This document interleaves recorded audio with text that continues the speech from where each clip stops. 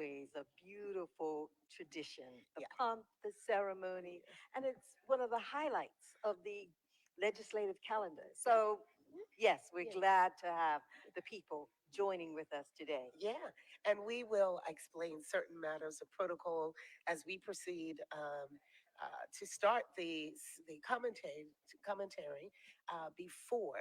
All the members should be in the Senate. The members are in the Senate chambers. They're right across the hall from us, and they are assembled. All the members of the House of Assembly have assembled, and the procedures will begin. We'll explain some matters of protocol. Yes, we will. Start Yes, off with we will. you, Heather. Sometimes the members of the Senate are also referred to as the upper house, and the members of the House of Assembly are also referred to as the lower house.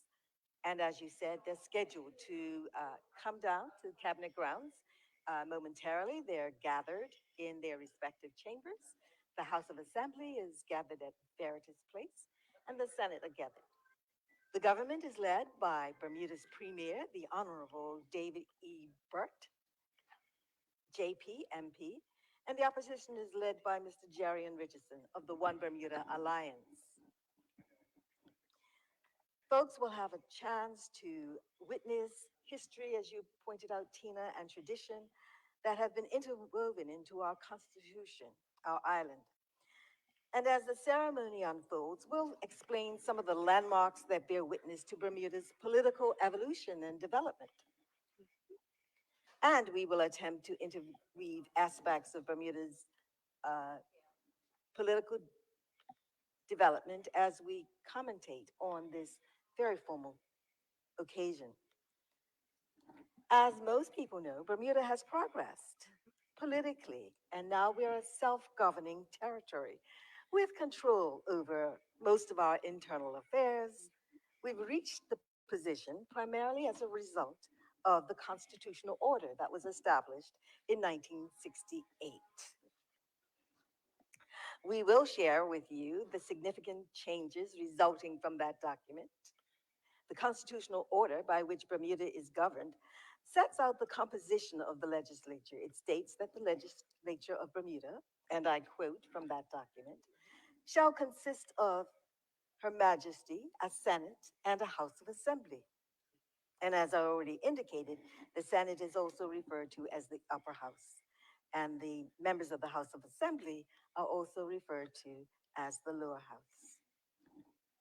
Yep. The convening or the coming together of those elected and appointed to discuss and deliberate on matters on behalf of the welfare of the people can be traced back to Bermuda's earliest beginnings. Bermuda's legislative body is the oldest in the Commonwealth outside of the British Isles. And it dates back to the 1st of August, 1620, when then Governor Nathaniel Butler summoned a General Assembly to meet at St. Peter's Church in St. George's.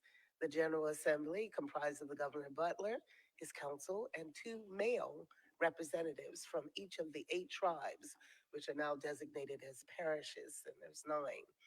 As the colony had been divided back then, at the first meeting of Bermuda's General Assembly, Governor Butler advised the representatives of the following, and here's a quote: "We come not for ourselves only, or any man's in particular, but to serve and regard the public. We are therefore rid ourselves from all desires of gain. We are to despise all personal interests." Well, that charge from 1620 is still fitting and relevant today. It is, The isn't it? appointed and the elected should refrain from desires of gain and despise all personal interests. How appropriate, isn't it? Yeah, even for today. Even for Absolutely. today. And it is in that spirit and, of course, time honored practice that our legislature convenes today to embark on the upcoming legislative year. The government is led by the Progressive Labor Party, whilst the One Bermuda Alliance forms the opposition.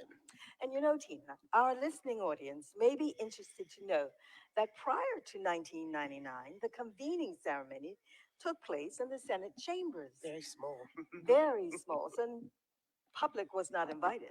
Since then, with the exception of 2020, when the ceremony took place in St. George's, The proceedings have been held on the cabinet grounds so that the public may watch and may attend. This change was introduced by the Progressive Labor Party. Many of you may recall that in 2020, the convening of Bermuda's legislature took place in our lovely and historic town of St. George, also a World Heritage Site, because in 2020, Bermuda was celebrating the 400th anniversary of the first meeting of Bermuda's General Assembly. And in 1620, that body had met in St. George's, St. Peter's Church, to be more specific. Our House of Assembly is actually, as we said before, the lower house of the legislatures. Members are elected, and I see some members, some former members. I think I saw Mr. Lister. I'm looking on my, yes, I do believe so. Some former members, they're elected during the general election to this august body. The most recent general election occurred in October of 2020 when the Progressive Labor Party, led by Bermuda's youngest premier, then the Honorable E. David Burke, was returned to power, having won 30 of the 36 seats. Thus, the current government is led by the Progressive Labor Party. Now, earlier we drew reference to Bermuda's political evolution, which is attributable to, in a large part, to the constitutional order introduced in the historic constitutional order introduced in 1968. We should also point out that there were key figures who, without fear, challenged the status quo.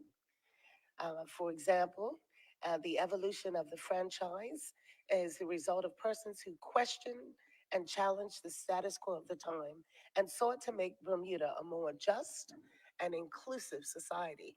We're talking 1968. Yes, and there was a group, the Women's Suffrage Society. I was They were part of challenging the status quo at the time. That would have been earlier, though. That Right? would Yeah. have been Yeah. earlier. Right. That would have been earlier. So the right to vote has not always been afforded to all Bermudians 18 years of age and older, and we sometimes assume that that's the case. This democratic right has come as a result of the resilience, the persistence, and challenge by certain people who would not accept the status quo from the 1600s. And so, because back then in 1789, only males who owned land, and the land had to be valued at 24 pounds, were eligible to vote. Political candidates had to own land valued at 120 pounds. This had the effect of excluding many from the political process, rendering many people voiceless. Property owning women finally won the right to vote in 1944. This was a direct result of the actions and persistence of the Bermuda Women's Suffragette Society, an organization that was first formed in 1923. Do you know that one of our national heroes, Gladys Mizik Morel, Yes. she was a part of that movement pushing for women to have the right to vote? But I should point out that the property requirements had the effect still of disenfranchising the majority of the Black people.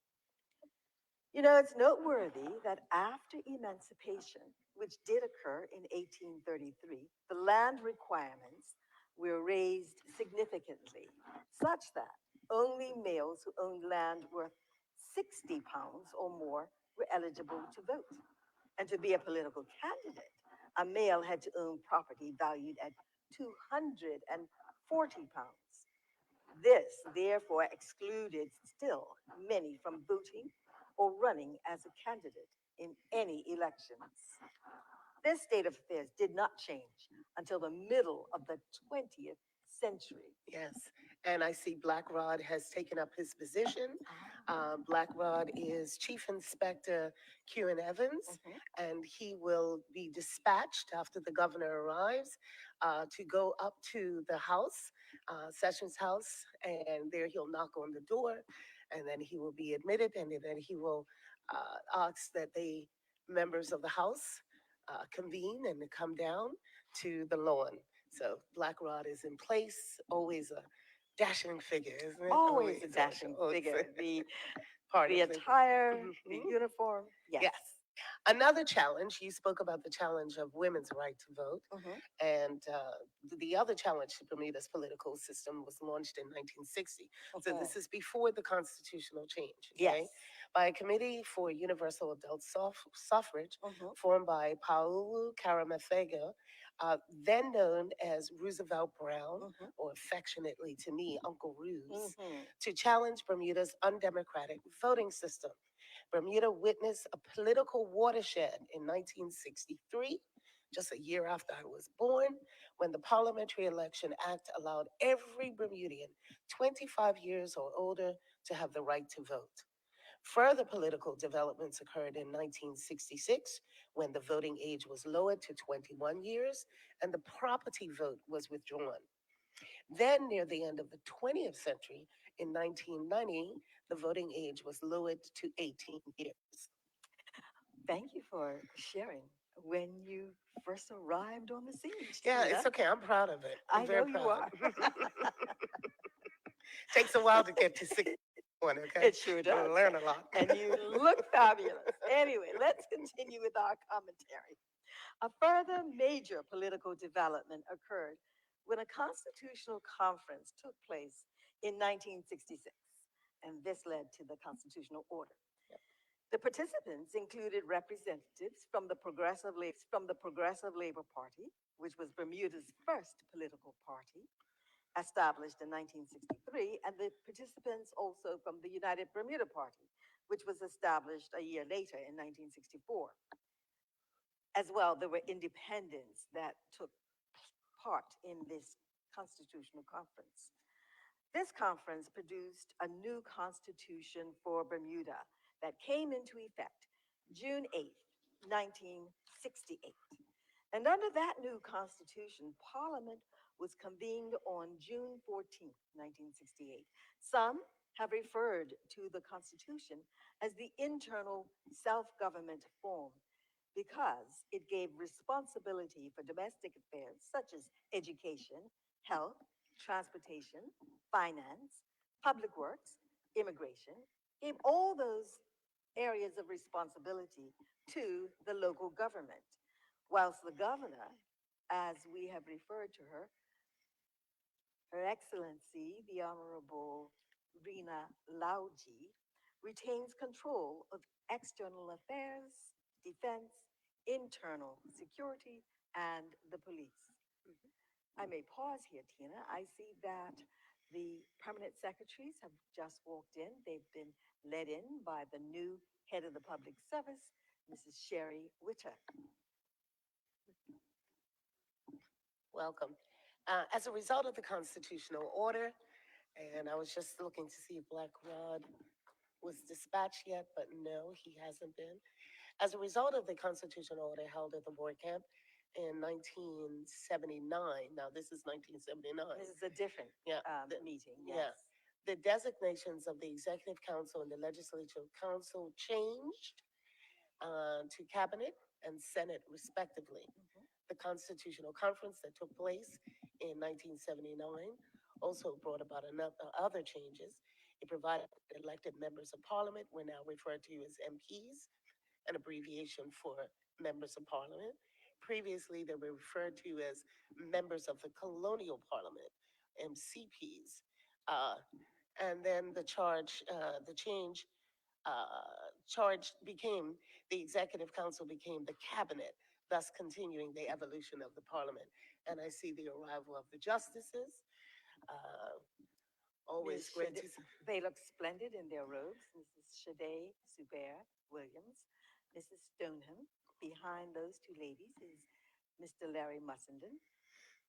Queenie Justice, Sade Subir Williams, Queenie Justice Nicole Stoneham, Queenie Justice Larry Mussenden as well, and the members of the magistrates as Mhm. well. We're delighted to have the justices here with us. At Her Excellency, when Her Excellency, Mrs. Rena Langley, Mrs. Rena Lalgie, Lalgie. Her I went to, Excellency the Governor. I went back to one of the older previous governors, Yes, I Langley. I know. did. I just did that. Slip That's that. okay. That was a slip. We apologize When for that she slip. arrives at the cabinet on the southwest gate, we're going to ask for everyone to stand at the arrival of Her Excellency the Governor, and remain standing while the national anthem is played. Her Excellency the Governor will come from the landau. She will go to the front steps of the cabinet office. She'll be met by the commanding officer of the Royal Bermuda Regiment. And as the motorcade moves off, the national anthem is played. So we're asking everyone to please stand for the arrival of the governor. Following that, two members of the House of Assembly, Ms. Susan Jackson and Mr. Christopher Famous, will deliver a message to the member of Her Excellency the Governor's staff at the Reed Street entrance of the Cabinet Building and return to the House of Assembly at Veritas Place with a message from Her Excellency the Governor. Her Excellency the Governor will then dispatch Black Rod, Chief Inspector Q.N. Evans, and he will summon the House of Assembly to the Cabinet office, and that is what will be taking place within the next few minutes once she arrives as well. Mhm. And while we wait for the arrival of Her Excellency the Governor, our listening audience may find it interesting to know just a little bit about some aspects of parliamentary etiquette. For example, there's a parliamentary rule that states that, and I quote, it should be out of order for members of parliament to use offensive and insulting language about other members of parliament, or language that is in bad taste and brings the House into disrepute. There is another rule as well which stipulates no member shall be referred to by name only. The standard practice is to refer to the members as the honorable member from and name the constituency. And people may wonder, Tina, who ensures that these rules are followed? That is the responsibility of the Speaker of the House of Assembly and the President of the Senate. Yeah. And as you mentioned, the President of the Senate, I'd like to highlight a few differences between the President of the Senate Mhm, and that of the Speaker of the House of Assembly. mhm. Namely, the President of the Senate is recruited from amongst the ranks of the independent senators, and the President of the Senate may also participate in debates and has the right to an original vote. That is to say that the President gets to vote immediately on any matter that is being discussed in the Senate, rather than only voting in the event of a tie, Mhm. whereas the Speaker of the House of Assembly is not entitled to participate in debates in the House of Assembly and can only cast a vote in the event of a tie. The underlying principle here is that the Speaker's casting vote should be used in such a way to permit further discussion on the issue on which a vote has been taken. That is interesting. Mhm. And Speaking of the House, speaking of the House and the yeah. Speaker, there was a time that we thought that the Speaker of the House came from the ruling party. Yes. But the Speaker of the House is chosen by the ruling party, but it can come from either the opposition or the ruling party. That distinction was clarified Not too, for us not too long ago. yeah. And it actually happened It did. several years ago, Can a you couple of years ago. can you tell us Yeah, I what do that believe was? so. Yes. I can't remember the years, but I Mhm. do believe it was the speaker came from the ranks. The ruling party was the One Bermuda Alliance, and the speaker came from the ranks of the Progressive Labor Party. Yes. Yes, so that was just several years ago, not too long ago. Um, as we said before, we are awaiting the arrival. Oh, we having the members of the The members of the Senate Senate. are now about to come out of Cabinet building. So they have the meeting upstairs. Mhm. Members of the Senate, the independent senators, Senator John White, Senator Kieran Bell,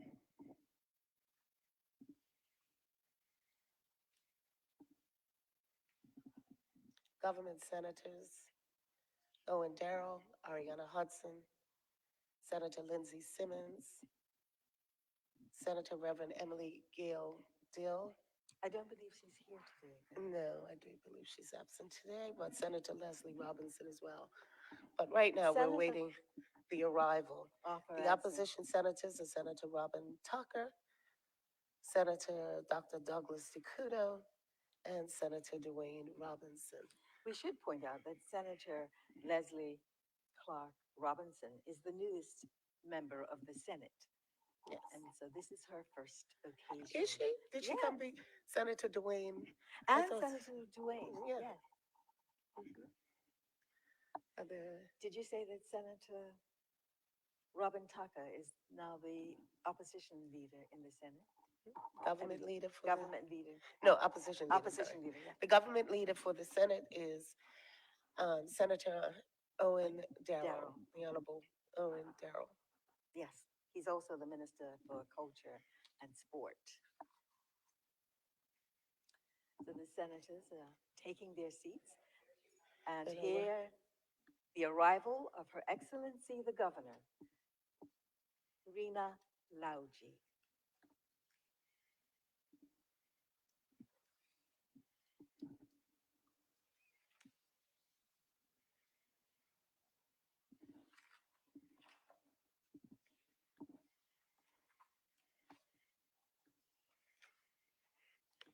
She is being met at the door by the President, President of the Senate, the Honorable Joan E. Dillis Wright.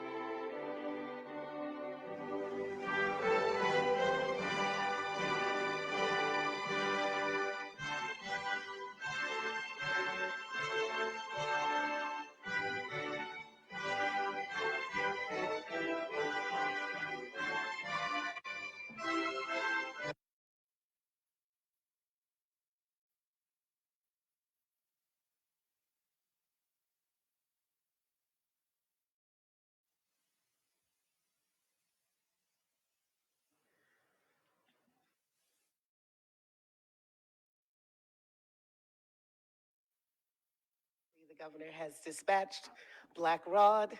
She's dispatched him and using the words, Gentleman Usher of the Black Rod, I command you to inform the Speaker of the House of Assembly that I request the presence of his honorable house forthwith. Yes. So he will go up and tap on the door Door? and express the sentiments of the governor, the requests of the governor, and Her Excellency will then retire to the Cabinet building. And you, of course, may all be seated.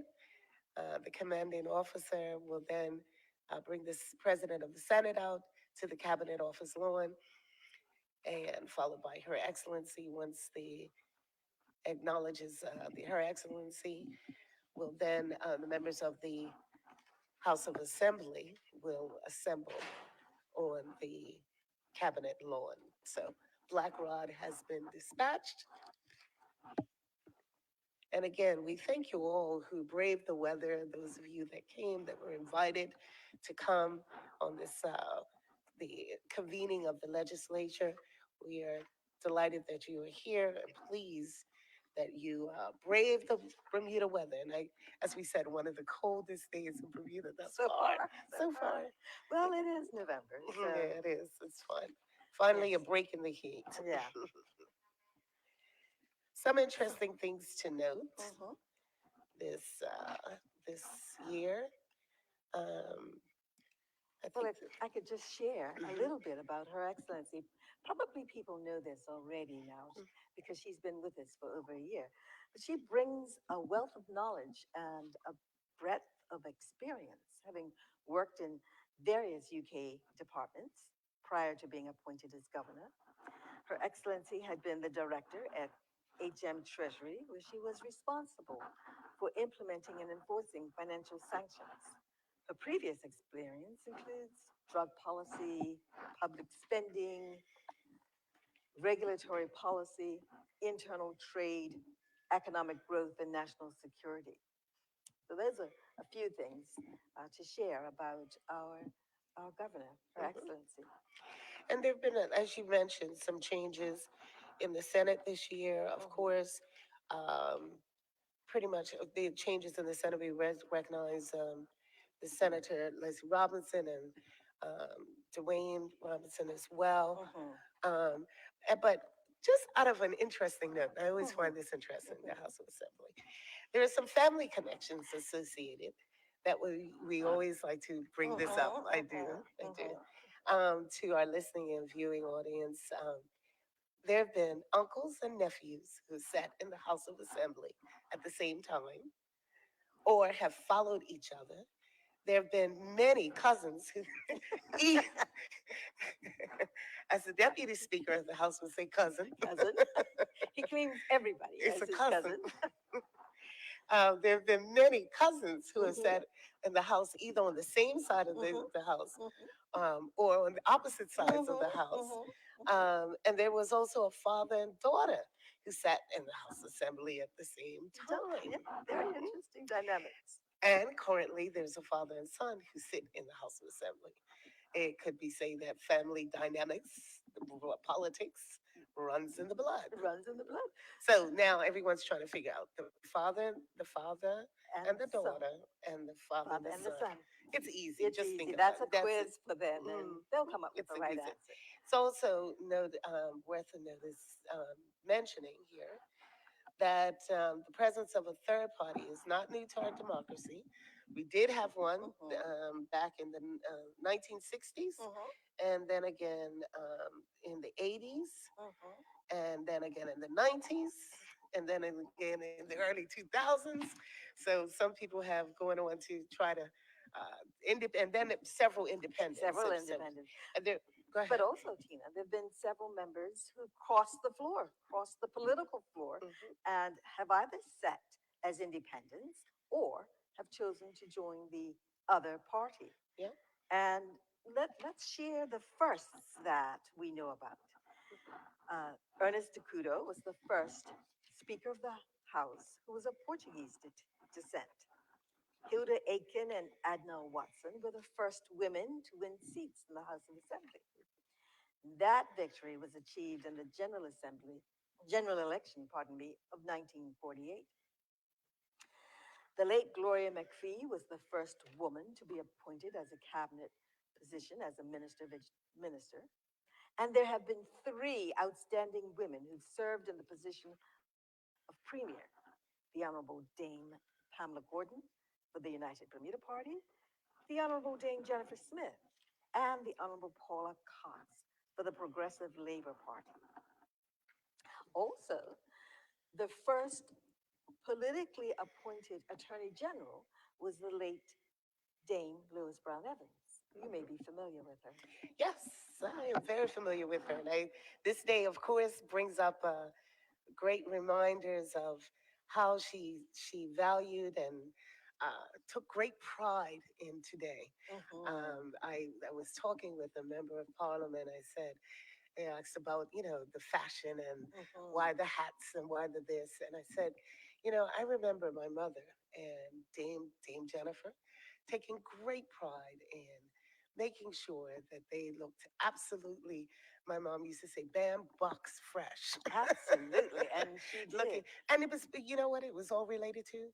The Mhm. fact that as women, you were in a place with men. Men, absolutely Your few dominated. women dominated. So that was the day that you Had came out looking your sharpest sharpest, and yes. so forth. And also as an elected women and appointed Mhm. women. That's And a what an accomplishment. yeah, it's That's an not to be taken amazing. lightly. It's not as something to take lightly. So I have no problem with all the beautiful members of parliament, members of senate who take the extra time to look Fabulous, fabulous today. absolutely. And our audience as well, you know. Yeah. Our audience as well. We saw the arrival of the president of the Senate, Mrs. Joan Dillis Wright.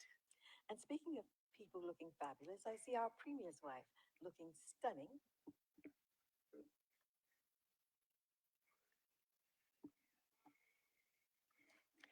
And at this point, I'm looking to see if they've left the house, if there's no constitutional. Constitutional crisis?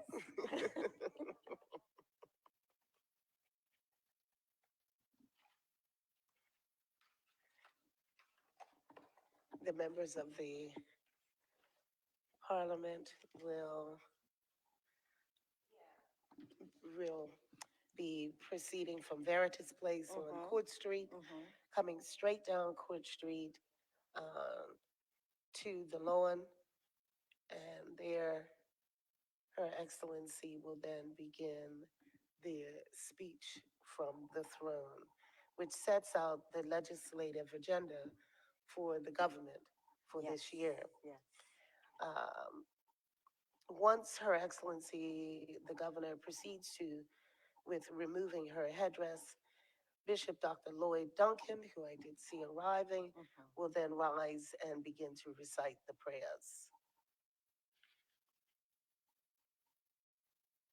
Yes. Following the prayer, Her Excellency the Governor will take her seat on the throne. The Premier will approach Her Excellency the Governor and will pass Her Excellency the Governor two signed copies of the speech to be delivered from the throne. He will bow again and retire. Her Excellency the Governor will hand one signed copy to the aide de camp and then reads from the throne seated. At the conclusion of the speech, the aide de camp hands the second signed copy of the speech from the throne to the Excellency the Governor. And then at that point, the ceremony is pretty much over, and we will ask everyone to remain seated until they return to the respective chambers, Yes. till the senators return here into the Senate building and the Cabinet building, and the members return to the Sessions House. Correct. The senators will be led from the cabinet lawn by the president of the Senate, and the members of the House of Assembly will be led by the Deputy Speaker, Mr. Derek Burgess, back to Great. Veritas Place, where the members of the House of Assembly will meet briefly, and then they will leave, and the Premier will pass a motion that the throne speech, which is their agenda for the upcoming year, he will pass the motion that that be passed. And then once that motion is passed, they will adjourn and resume business the following Friday. Yes, and you'll have the opposition's reply. Yes, And of course, this will be the first reply by the new opposition leader, Jerry Richardson. that's right. Yeah, that's That's right. right. That's That's right. right. After last year was on his retirement, and I hope that he's enjoying his I retirement. hope so. Cole Cole Simons, and Simons, the yes. longtime member of parliament, Parliament. Mr. Cole Simons, who And that's retired recently. and that's why I believe it's Ben Smith who Yes. won that election in October from the seat that was vacated by Mr. Cole Simons. And as you indicate, Mr. Cole Simons has been a long-standing member of Parliament for many years, contributing uh, to Bermuda in that capacity. So we've been made to understand that the members Black Rod as well, that's the commissioner That's the right there. commissioner right That's there. not Black Yeah, Rod. no, that's not Black Rod. That's the commissioner. That's the He's looking commissioner. splendid in his uniform. Commissioner Darren Simons. The Black Rod has been dispatched, and they are walking towards the cabinet lawn. So the members of parliament will be arriving, and we will very soon, shortly, have the reading from the throne. It will be interesting to see. Look forward to reading and seeing Hearing the the contents. contents of that and the government's agenda for the upcoming year. And here comes Black Rod now. He's followed by the Sergeant at Arms, who is carrying the mace. The Sergeant at Arms is Major Allen, I do believe. Major Allen. Yes, I was trying to remember Major Allen. Major Arnold Allen. I was trying to remember his first name. Her Excellency is being escorted to the throne by the aide de camp. And I see as well our Premier, the Honorable E. David Burt, Bermuda's youngest Premier. He's coming right after the Deputy Speaker, Mr. Derek Burgess. All right. So we have They're the making their way. procession of the members of Parliament, the members of the House of Assembly, excuse me. And as we said, Black Rod is escorting them down, followed by Sergeant Sergeant at Major Arnold Allen, Sergeant at Arms, and the acting clerk to the legislature, Mr. Clark Sumner. He's followed by the Deputy Speaker, who's followed by the by the Premier of Bermuda, and the Premier is followed by the opposition leader. And Mr. Clark Sumner, if you, the acting clerk to the legislature, used to be the clerk to the Senate. But on the retirement of Mrs. Shanette Wolf, he has been made the acting clerk to the legislature. Long time, many years. You will note that we are absent of the speaker. He is not here today. And the deputy speaker is leading the procession, the Honorable Derek Burgess. The government whip, Mr. Neville Tyrrell.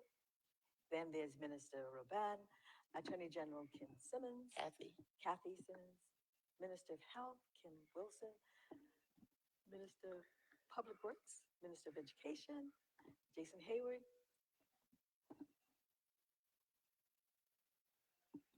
Minister of National Security as well. We saw Mr. Michael Weeks. We did also see the opposition leader. He was there as well.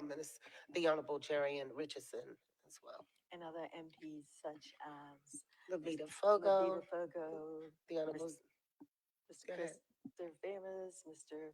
Simmons, Mr. Lister the third, Mr. Curtis Dickinson, Jace Adams, Mr. Anthony Richardson, the Honorable Opposition, Mr. Craig Cannonier, our youth parliamentarians.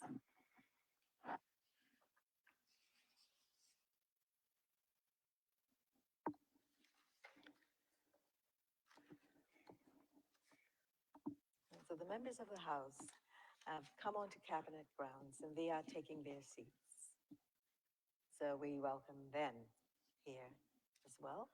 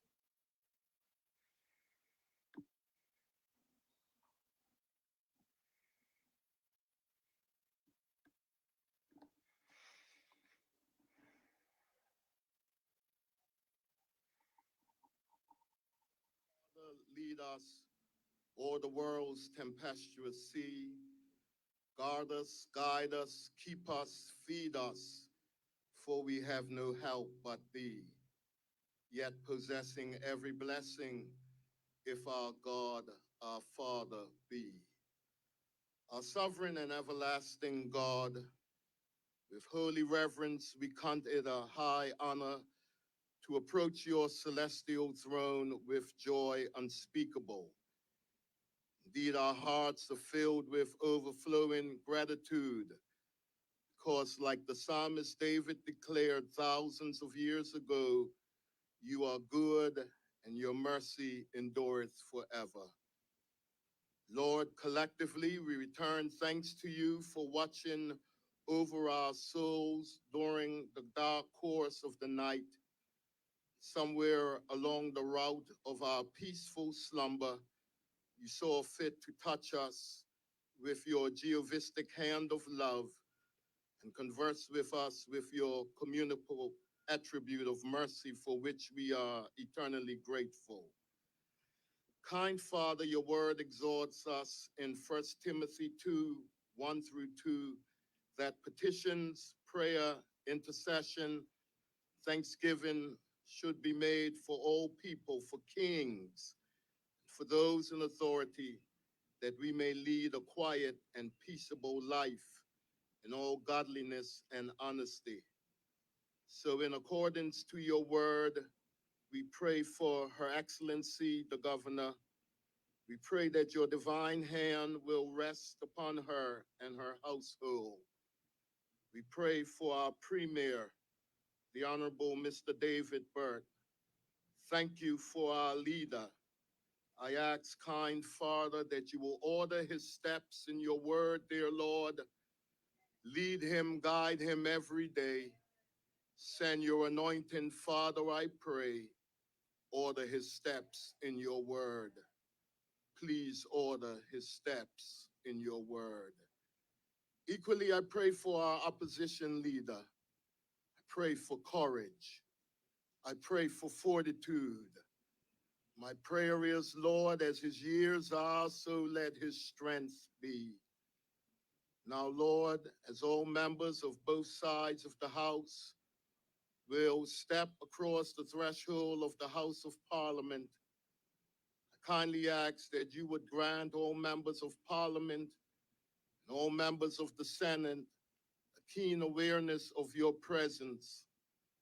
May they ever be mindful of their vocational mandate, relation to the people whom you have called them to serve. Finally, Lord, your word reminds us that if my people who are called by my name humble themselves and pray, seek your face and turn from their sinful ways, then will I hear from heaven, then will I heal the land. Lord, our nation needs a divine visitation from heaven. Visit us. Many, God, living in our country are hurting. Heal us.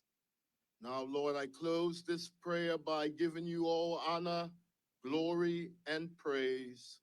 It's in Jesus' name we pray. And every heart said, Amen.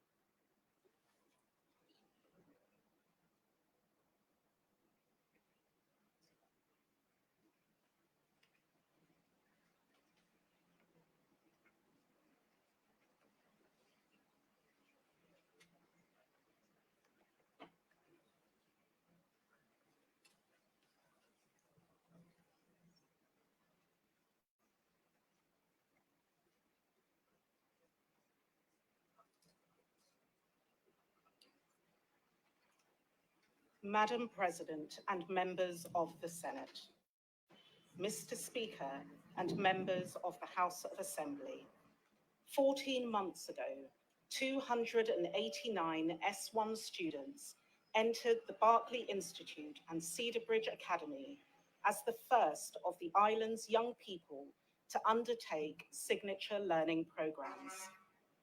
This education reform milestone was achieved after almost 3 years of work. This school year of 2023 began with students of Francis Patten and Purvis primary schools entering the first parish primary schools, fulfilling the government's promise to make education more equitable, with high quality education accessible to all young people. It takes time to deliver and get right, but the government maintains that education reform is vital for the growth and development of our community. Education is the foundation of any society's success. In this session, the government will continue the work of education reform through the establishment of the transition teams for the next 2 parish primary schools, earmarked for Elliott Primary and Harrington Sound Primary, and the next signature programme in hospitality and tourism and education services, earmarked for Sandys Secondary Middle School. The legislature will be invited to consider the promised bill to establish an education authority. Madam President and members of the Senate, Mr. Speaker and members of the House of Assembly, in his 2023 annual report, the former Chief Medical Officer addressed health inequalities in Bermuda, with reference to the 4 major risk factors common to the leading chronic diseases, namely tobacco use, excessive alcohol use, poor nutrition, and physical inactivity. Dr. Iola Oyinloye says, in Bermuda, there is a lack of robust population-wide data that links the prevalence of these risk factors with socioeconomic data. There is evidently a requirement for further evidence-based policies to address these risk factors, particularly for the most deprived who are likely to be at greatest risk. The Ministry of Health will undertake the STEPS 2024 Population Health Survey to provide that evidence and establish public health priorities, tackling the trends and magnitude of these risk factors, and leading the fight to prevent chronic, non-communicable diseases. In this session, the legislature will consider the promised bill to support data collection to control medical copays. This critical step on the journey towards universal healthcare will be accompanied by the establishment of the core healthcare services to be included in a universal healthcare benefits package for all residents, and a full assessment of the demand and cost to deliver those core services. Access to essential quality health services without suffering financial hardship is key to ensuring improved preventative care. Dr. Oyinloye again sets the stage for where we find ourselves as a society. Socioeconomic disparities are driving unequal social determinants for health, particularly for the most vulnerable groups in society. Whilst the current healthcare system is exacerbating these inequalities, those with the greatest health need appear to have the least access to the healthcare system. Later in his report, Dr. Oyinloye describes the imperative of the moment in healthcare. Bermuda now stands at a crossroads with enormous opportunities for tackling health inequalities. COVID-19 has identified Bermuda's vulnerabilities. The Bermuda Health Strategy 2022 to 2027 and Universal Health Coverage Programme present a chance for Bermuda to reform its healthcare system to become fairer, more effective, and better value for money for all who live in Bermuda. The opportunity is ours to grasp to ensure Bermuda can achieve healthy people in healthy communities. A sad remnant of the pandemic has been the delay in the certification of death of those who succumbed during that period. This has extended to other instances of death, such that families cannot settle their loved ones' affairs in circumstances where a doctor or GP is not prepared to certify the cause of death. To assist these families and others who may suffer such losses, the government will amend the Registration, Births and Deaths Act 1949 to revise and modernise the Form E death certificate and, in appropriate circumstances, make provision for a short form death certificate which will allow for urgent estate matters to be settled. Madam President and members of the Senate, Mr. Speaker and members of the House of Assembly, amid all that challenges our community, artists and creatives continue to be inspired and contribute to the tapestry of life. Following the launch of the Cultural Heritage Policy for Bermuda, and as part of the consultation in which the Ministry of Youth, Culture and Sport has engaged, the concept of makerspaces has been advanced and is to be embraced by the government as an effective means by which to provide collaborative workspaces within existing buildings. These spaces will incorporate technology and tools to enable artists and creatives to hone their crafts, and will extend to musicians and actors, filmmakers, and other visual artists. Unused government buildings can provide the venue for new artistic offerings and the encouragement of artists of all ages. Madam President and members of the Senate, Mr. Speaker and members of the House of Assembly, in March this year, Bermuda's first independent living programme was opened. This facility provides the opportunity for a maximum of 2 years of life skills, peer support, and educational planning for those who have aged out of the care of the Director of Child and Family Services on turning 18.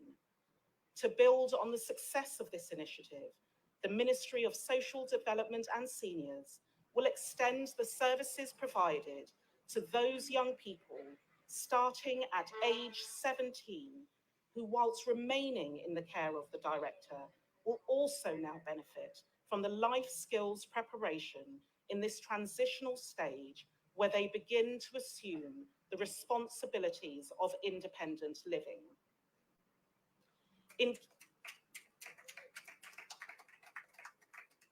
In keeping with the promise made in last year's speech from the throne, the Ministry established a multi-risk assessment conference model to address the myriad of issues arising from domestic abuse and family violence. The UK agency Safe Lives provided an invaluable review of the local services, identifying key priorities. The Ministry of Social Development and Seniors will now develop a 5-year strategic plan to combat domestic abuse, mitigate against its familial and societal impacts, and provide the safety of children and families experiencing this trauma. During this session, the legislature will consider amendments to the Adoption of Children Act 2006 to make provisions for greater safeguards against abuses of adoption processes that result in outcomes not in the best interests of children. The Act and the Adoption of Children Regulations 2013 will also be amended to reform the processes by which Bermudians adopt children from overseas, making it less complicated, less frustrating, and less expensive, but always in the best interest of the child.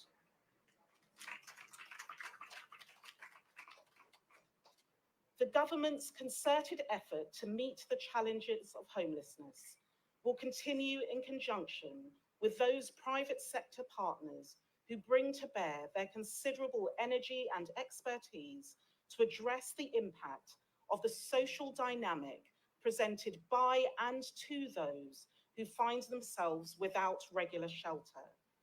During this session, the government will introduce, for the consideration of the legislature, a homelessness strategy for Bermuda.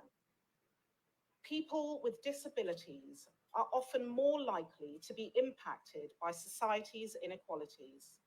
The 2016 census found that 1,174 of the working age population was unable to work due to disability.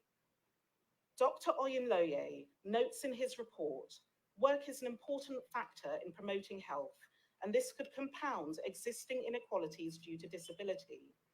The Human Rights Act 1981 outlines that disability should not be a reason for disqualification from work if it is possible to modify employment circumstances without causing unreasonable hardship to the employer or prospective employer. In Bermuda, 782 people with a disability receive financial assistance, representing 47% of the total recipients of that aid. Recognizing that most of us were made to modify our homes to continue working during the pandemic, the government will lead as an employer and reform the approach to recruitment to ensure that where a disabled person can perform a role with modifications at home, they can work. Madam President and members of the Senate, Mr. Speaker and members of the House of Assembly, a global pandemic and now wars have created economic circumstances that defy private sector norms and government intervention.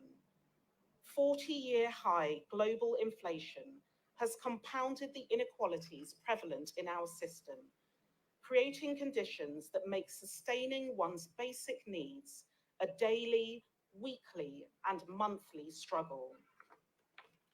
The government has used the legislative and policy tools available to assist the people, increasing and expanding child daycare allowance, eliminating duty on staple goods, expanding the reach of financial assistance in instances of sudden hardship, and continuing to reduce the tax burden on the majority of Bermuda's workers and businesses.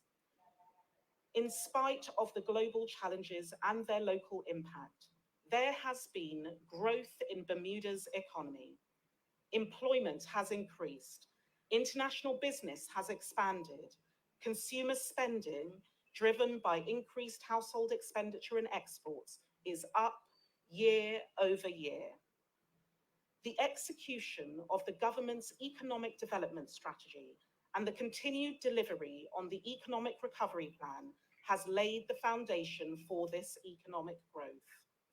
During this session, the government will advance its vision for a thriving city of Hamilton through the creation of a new economic empowerment zone in Southeast Hamilton with amendments to the Economic Development Act.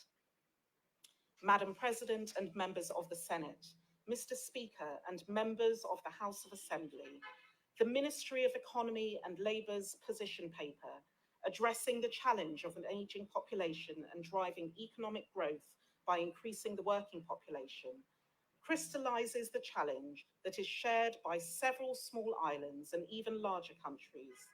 Shrinking and ageing populations will not be able to support future economies. In this session, the legislature will consider amendments to the Bermuda Immigration and Protection Act 1956 to enact those measures recommended in the Economic Development Strategy. The government will also provide benefits to businesses that retain able-bodied, capable workers beyond age 65. These changes will retain the workforce we have, while other efforts are committed to growing the island's economy, creating more jobs that support an increased working population. Additionally, to ensure that Bermuda's immigration laws are enforced, the Joint Task Force on Immigration Compliance will be renewed as a partnership between the Ministries of Economy and Labour and National Security.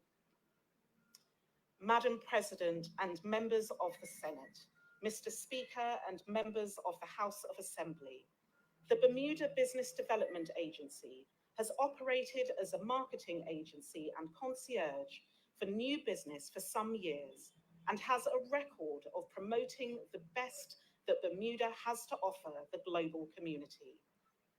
The competition for foreign direct investment is evidenced by the number of jurisdictions creating agencies with such a goal as their single remit. Driven by the board of the BDA and endorsed by the Ministry of Economy and Labour, the organisation will pivot now from a marketing development agency towards an investment promotion agency or IPA. The transition will commence in earnest with a view to its completion to coincide with the new fiscal year 2024-25. Madam President and members of the Senate, Mr. Speaker and members of the House of Assembly, tax reform has figured prominently in the work undertaken by the Ministry of Finance. During the last session, in line with the recommendations from the Fiscal Responsibility Panel, Bermuda's payroll tax system was made more progressive, resulting in the reduction of payroll taxes for workers to the lowest level in over 30 years. In October 2021, a global agreement was reached to make material changes to the global tax system. It was agreed that a minimum tax would be imposed on the large multilateral enterprises with over 700 million euros of global revenue. Almost 150 countries agreed a framework that would subject such entities to a minimum 15% effective tax rate applied to the profits in every jurisdiction in which they have a corporate footprint. After 2 successful rounds of consultation with the public and particularly with affected industry stakeholders, during this session, the legislature will be invited to consider a historic corporate income tax bill to implement the Global Minimum Tax Agreement in Bermuda. Following passage of the Principal Act, further amendments to the new global minimum tax regime will incorporate specific qualified refundable tax credits to provide incentives for investment into Bermuda's economy from companies who will be subject to the new global minimum tax. These tax credits will provide incentives for international companies in Bermuda to invest in projects that will boost our economy and infrastructure. This certainty in legislation will maintain Bermuda's competitiveness as an international business centre and reinforce the island's hard-earned reputation for transparency and international financial cooperation.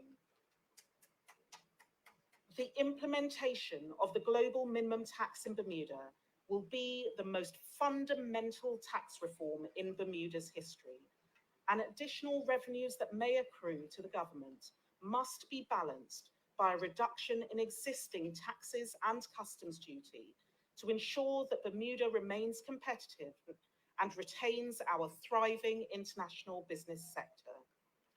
To that end, the establishment of a new tax reform commission, enabled by an act of the same and passed in the legislature in 2020, will fulfil the government's commitment to examining existing taxes and make recommendations for the changes necessary to reduce the cost of living and the cost of doing business in Bermuda.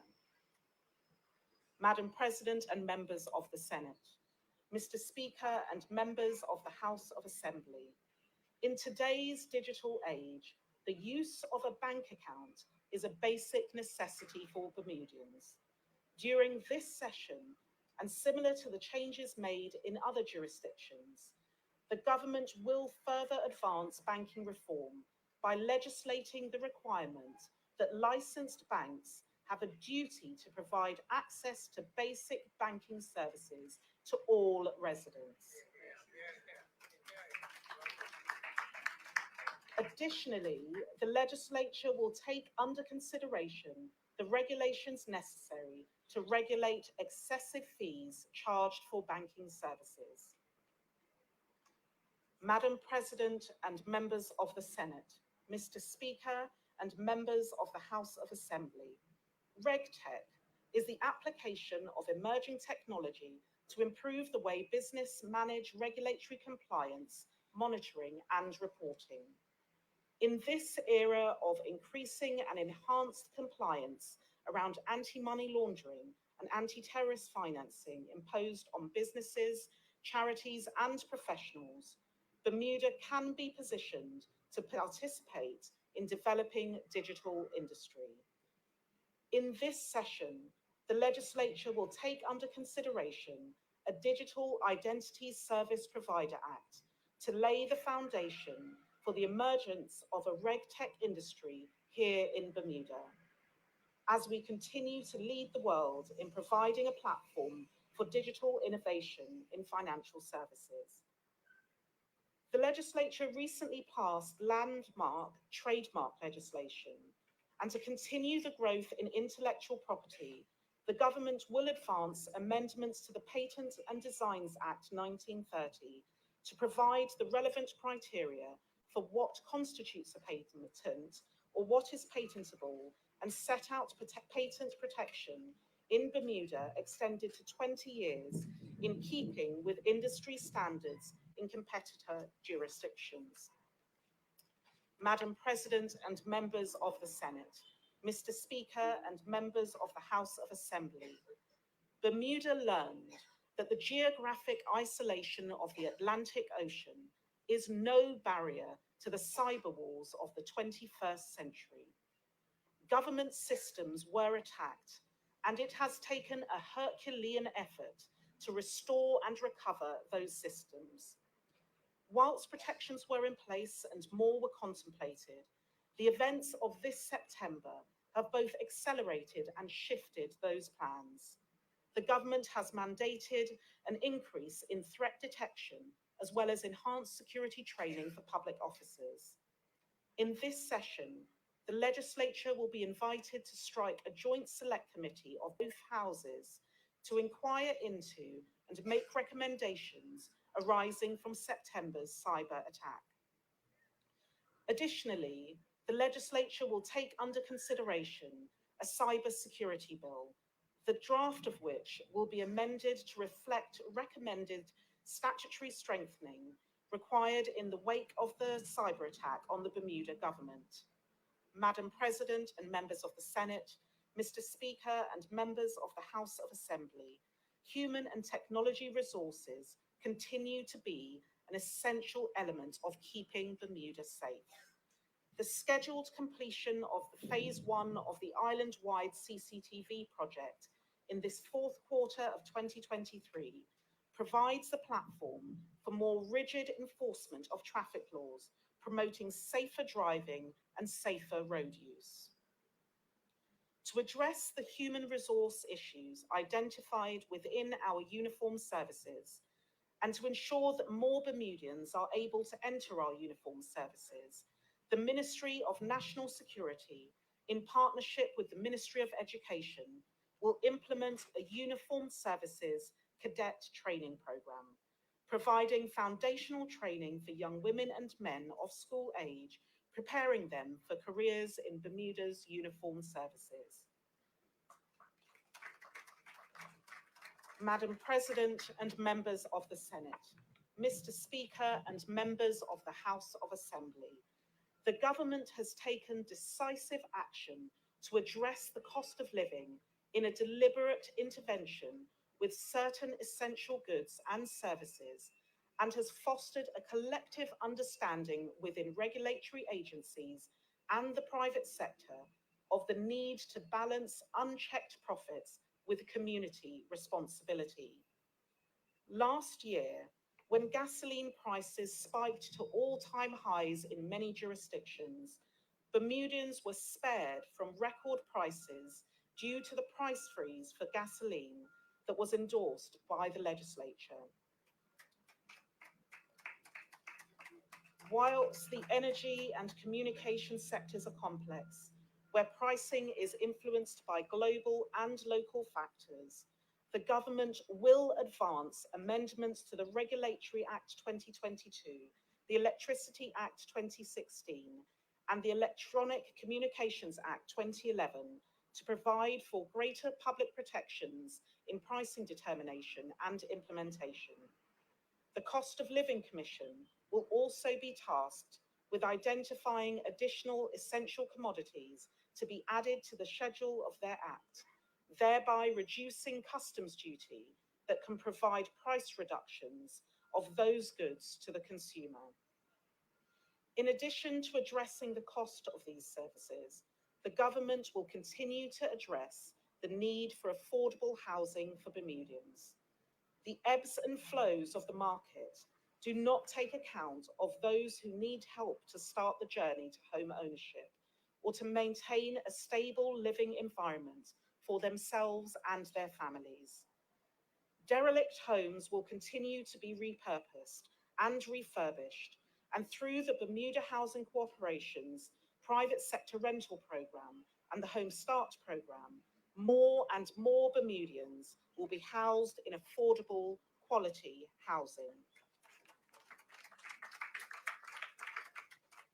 49 applicants have been approved for mortgages under the government's mortgage guarantee program with a local bank, adding to the growing number of Bermudians securing homes for the first time with the assistance of the government of Bermuda. Concurrently with this ongoing initiative, the government continues to work with cooperating local banks to reduce mortgage rates for all Bermudian families. Madam President and members of the Senate, Mr. Speaker and members of the House of Assembly, the promise of digital fare media for public transport has been too long deferred. A reduced reliance on cash payments and the introduction of convenient digital payment methods will allow our public transport interface to match our tourism marketing as a luxury destination. The procurement process is complete, and during this session, the legislature will be invited to consider amendments to the Government Omnibus Fares Regulation 1952 to implement this initiative. As part of a wider discussion on the harmonisation of public service vehicle licensing, the government will address long-standing grievances of various public service vehicle sectors and will usher in a more equitable approach to permitting, licensing and operation, with the goal of ensuring that our residents and visitors have access to transportation services that they expect in 2023, and providing Bermuda's taxi operators their first fare increase in nearly a decade.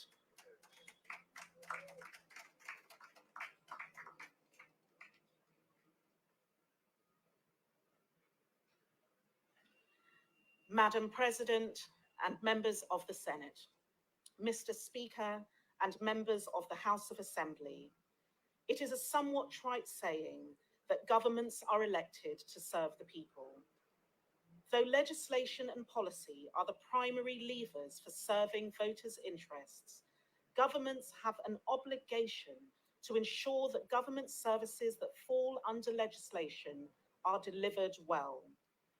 Service must translate into efficiency, and Bermuda's residents deserve a level and ease of service that matches our claim to jurisdictional sophistication.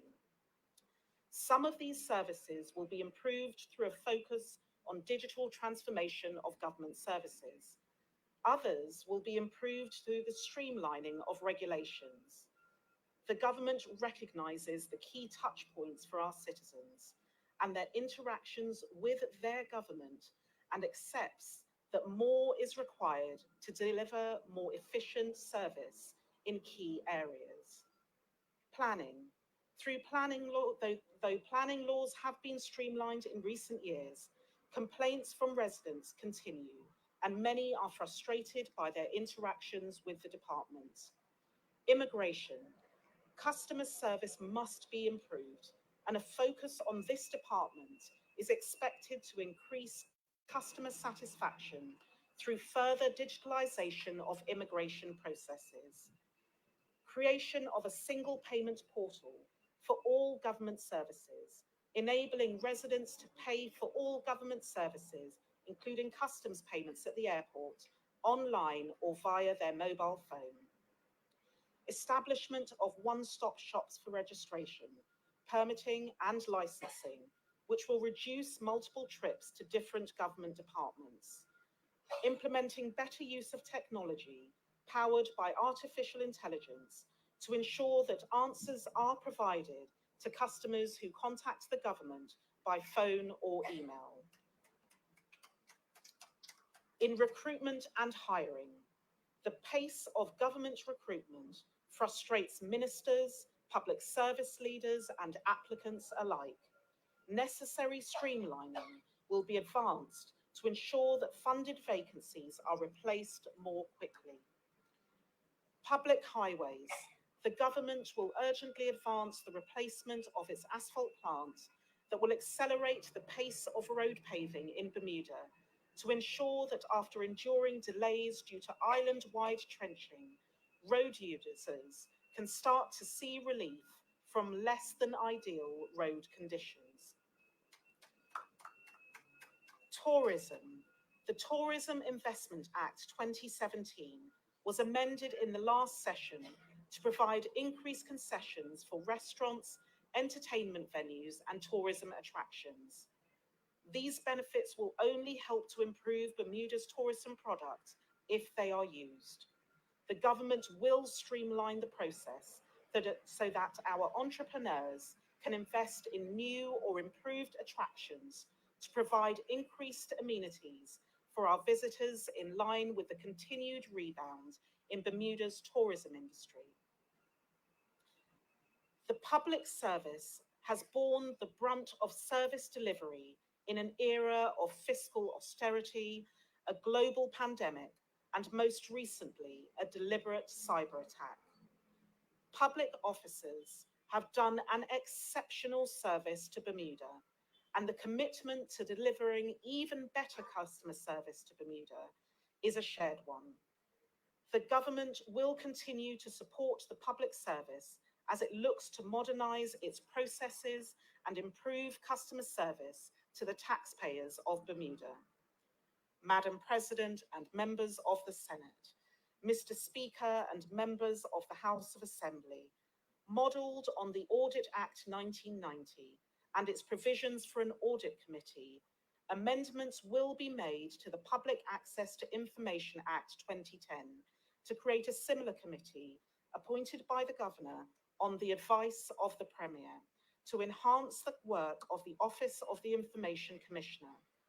Both acts enshrine the independence of the respective offices, and the former recognises that such a committee is not incongruous with the independent functions of the office.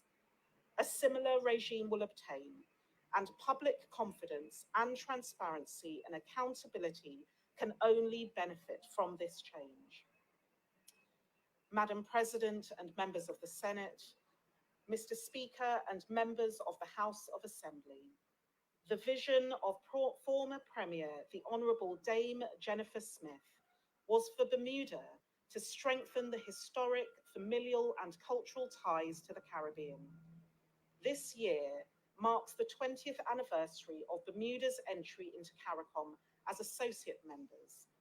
In this anniversary year, the government will renew the vision of Dame Jennifer, initiating a consultation process leading to full membership in CARICOM. Madam President and members of the Senate, Mr. Speaker and members of the House of Assembly, the young people of Bermuda inspire confidence in the future and bring a unique energy to life in our community. The Family Centre's Youth Leadership Academy, through its summer programme this year, produced a series of high-quality presentations aimed at improving communities. The presentations were Pump Up the Park, promoting the revamp of Parsons Road Park as a space for the social, physical, and emotional development of teens and young adolescents. Street Harassment in Bermuda, a Culture of Catcalling, a gripping account of personal encounters with demeaning and disrespectful conduct towards young people in the open street.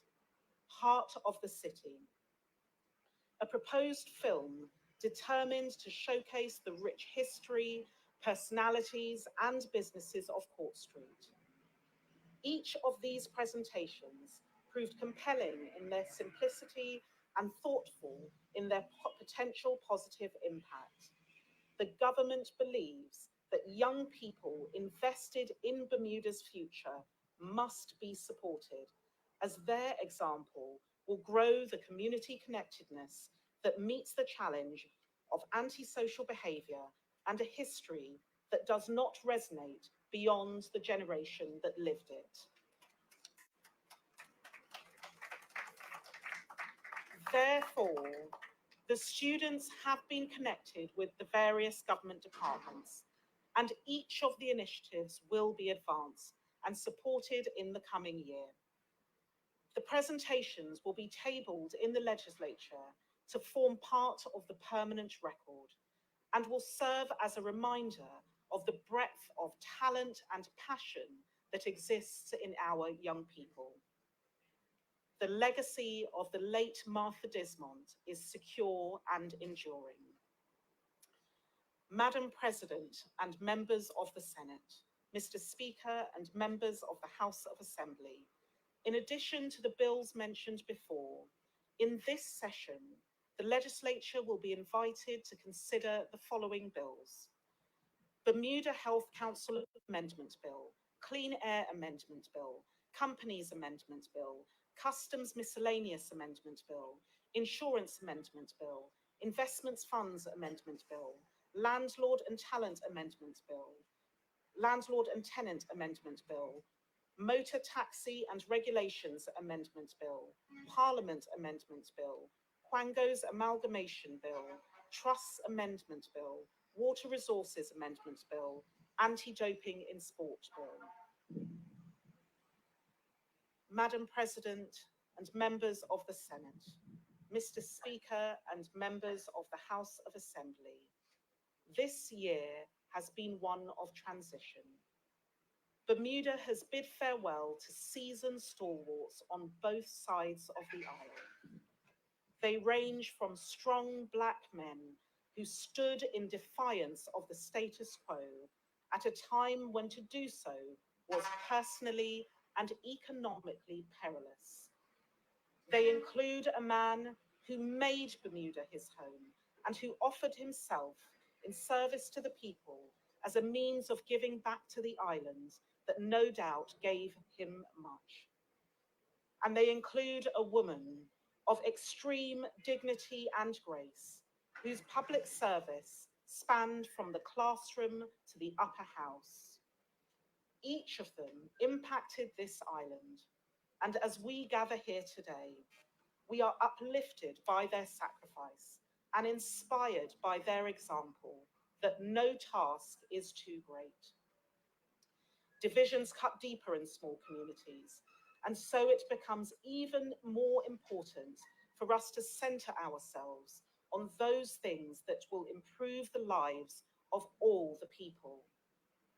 The government has met the challenge of leadership throughout this young century's most difficult days and remains committed to doing so as we go from strength to strength, recovering, restoring, and growing.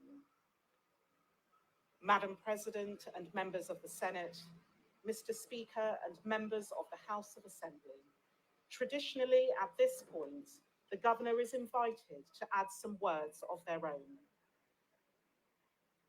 After a series of global events which have had an impact on our economy, society, and way of life over the last 3 years, we have frequently been reminded that Bermuda is not as isolated from the world as maps may suggest. We are fortunate not to be directly exposed to the horrors that we have witnessed in the Middle East in recent weeks, or in Ukraine in the last 19 months. The sense of growing global uncertainty is palpable and reinforces the importance of working together to encourage and nurture unity in our society.